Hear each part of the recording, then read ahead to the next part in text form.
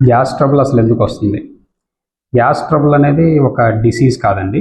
మన బాడీలో ఉండే డిసీజ్ యొక్క మేనిఫెస్టేషన్ అన్నమాట ఈ గ్యాస్ ట్రబుల్ అనేది. సో ఇంతకు ముందు వీడియోస్లో మనం చెప్పుకున్నట్టుగా కడుపులో మంటగా ఉన్నా, కడుపులో నొప్పిగా ఉన్నా, కడుపులో ఉబ్బరంగా ఉన్నా, తేపులు వస్తున్నా, వీటన్నిటిని కలిపి గ్యాస్ ట్రబుల్ అనే అంటూ ఉంటారు. సో బేసిక్గా ఈ గ్యాస్ ట్రబుల్ ఎందుకు వస్తుందంటే మన స్టమక్లో లేదా ఇంటెస్టైన్ అంటే పేగులో ఏదైనా అల్సర్స్ ఫామ్ అయినా లేదా ఎరోజన్స్ అంటే పేగుపోతూ ఉన్న ఈ గ్యాస్ ట్రబుల్ వచ్చే అవకాశాలు ఉంటాయన్నమాట. ఈ అల్సర్స్ లేదా ఎరోజన్స్ రావడానికి గల కారణాలు ఏంటంటే హెలికోబ్యాక్టర్ పైలోరీ అని చెప్పేసి ఒక బ్యాక్టీరియల్ ఇన్ఫెక్షన్ ఉంటుంది. ఈ ఇన్ఫెక్షన్ ఉన్నప్పుడు కూడా ఇట్లా అల్సర్స్ లేదా ఎరోజన్స్ వచ్చే ఛాన్సెస్ ఉంటాయన్నమాట.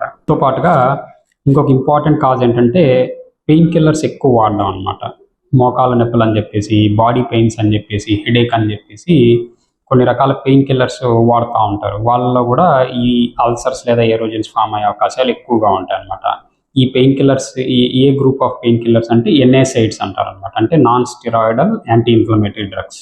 ఎగ్జాంపుల్ చెప్పాలంటే ఓవరాన్ అని చెప్పేసి లేదా యాస్పిరిన్ కానీ బ్రూఫెన్ కానీ ఇవి వాడినప్పుడు కూడా ఈ అల్సర్స్ లేదా ఎరోజన్స్ ఫామ్ అయ్యే అవకాశాలు ఉంటాయన్నమాట. ఒక ప్రధానమైన కారణం ఏంటంటే ఈ అల్సర్స్ లేదా ఎరోజన్స్ రావడానికి ఆల్కహాల్ అన్నమాట.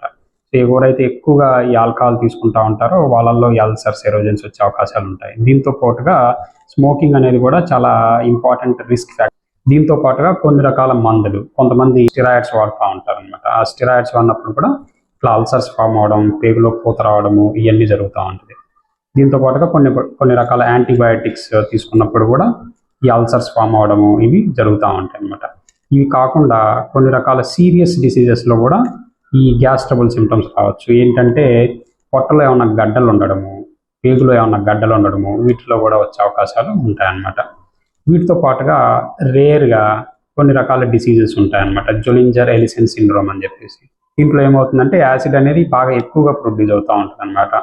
అండ్ కొన్ని రకాల ఎలర్జిక్ డిసీజెస్, ఈసినోఫిలిక్ గ్యాస్ట్రైటిస్ అని చెప్పేసి, ఈసినోఫిలిక్ గ్యాస్ట్రోఎంటరైటిస్ అని చెప్పేసి ఈ డిసీజెస్లో కూడా ఈ అల్సర్స్ రావడము, ఎరోజన్స్ ఫామ్ అవడము ఇవన్నీ జరుగుతూ ఉంటాయి. పొట్టలో పేగు లేదా స్టమక్కి సంబంధం లేకుండా కూడా ఈ గ్యాస్ ట్రబుల్ సిమ్టమ్స్ వచ్చే అవకాశాలు ఉంటాయి.